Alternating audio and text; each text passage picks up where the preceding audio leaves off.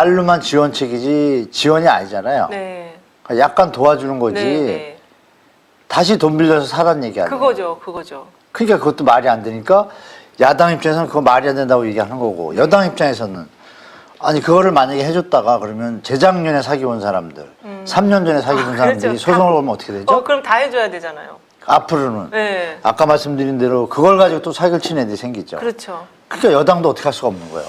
그러니까 결론은 뭐냐. 네. 제가 대안을 한번 말씀드려 볼게요. 네. 자, 일단 아주 가슴 아픈 일이지만 유서를 썼잖아요. 한 분이. 네. 국가가 똑바로 해라. 내 목숨을 이렇게 던진다.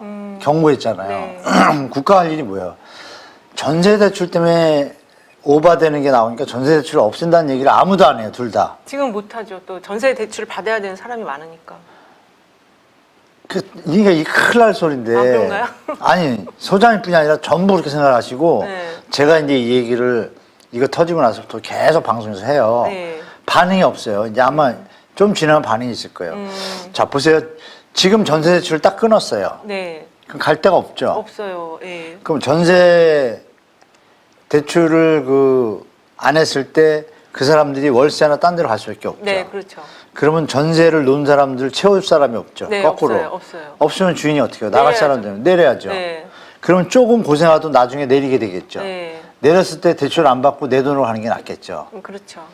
지금은 내가 피해보는 것 같지만 장기적으로 보면 도움이 되는 거예요. 왜? 전세값이 오르면 나중에 집값이 또 오르죠. 맞아요. 그럼 전세 대출을 받으면 집값이 오르면 내가 집 살 때는 돈을 더 내야 되잖아요. 네. 그걸 계산기를 뽑아보면 지금 전세 대출을 딱 끊는 게 1, 2년만 힘들지 1, 2년 뒤에는 어떤 일이 벌어져요?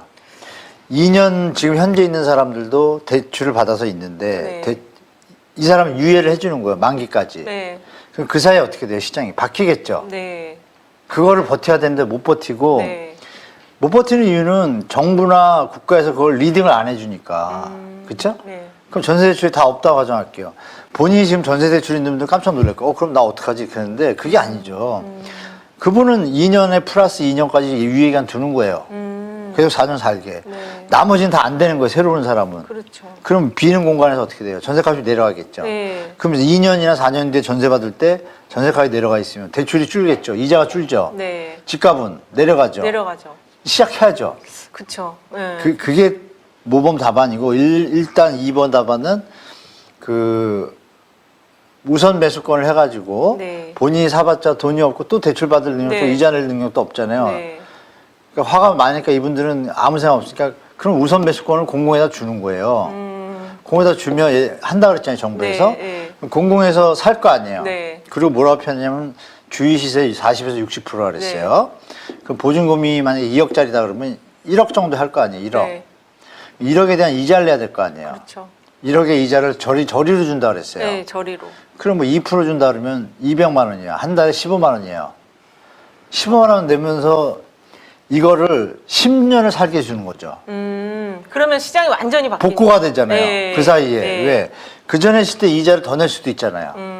그 계산을 해가지고 하는 사람들이 제가 제안하는데 우리 인형TV가 지금 막 구독자 200만이면 이게 바로 퍼질 텐데. 그러니까요. 오늘도 제가 3% 아침에 나왔다 그 얘기 던지려고 하는데 시간이 모자라가지고 논리가 좀 맞죠? 맞아요. 그러면 지금 되신 분들은 우선 매수권을 양도하게 해요. 네. 공공에. 그럼 공공이 샀어요. 네. 사면은 15만 원도 내도 도움이 되는데 10년 동안 주면 네. 그 15만 원도 나라에서 내는 거예요. 뭐가 있냐? 주거기본법이라고 들어보셨죠? 주거기본법. 네네. 네. 여러분 주택 바우처 들어보셨잖아요. 네. 주택 바우처가 누구한테 주냐? 취약계층 약자한테 지원해 주잖아요. 네. 그럼 이분들이 지금 약자가 됐잖아요. 네. 그러면 주거기본법에 줄 하나 딱 넣으면 돼요. 어떻게? 전세 피해. 전세 사기로 인한 피해자라고 판명될 시에는 주택 바우처를 지급하도록 한다. 네네. 그럼 그 15만 원도 돈을 안 낼 거 아니에요. 그렇죠, 안 내죠. 그러면 전세 대출을 받아서 보증금이 날라갔던 뭐해서 날라갔던 돈은 보상은 못 받지만 네. 주거비를 계산하면 만약에 2억이면 이자로 따지면 400만 원일 거 아니에요. 네. 2억이면 맞죠? 2%만 네. 400만 원, 500만 원 되잖아요. 네, 400. 이자를 내도 3%면 뭐 600이고. 예. 그러면 500이라고 가정할게요. 1년에 500인데 그러면 이게 한 3년, 4년 간다고 가정하고 재산이 만약에 재산이 1억이라고 가정할게요. 그러면 이 주택 바우처로 무료로 자기가 집을 살 수가 있잖아요. 그냥 네. 관리만 내고. 네.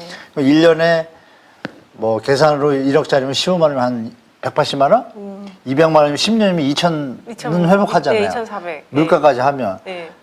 그나마 좀 편하게 살면서 다른 걸 꾸밀 수가 있잖아요. 거기 계속 살면서. 그쵸. 네.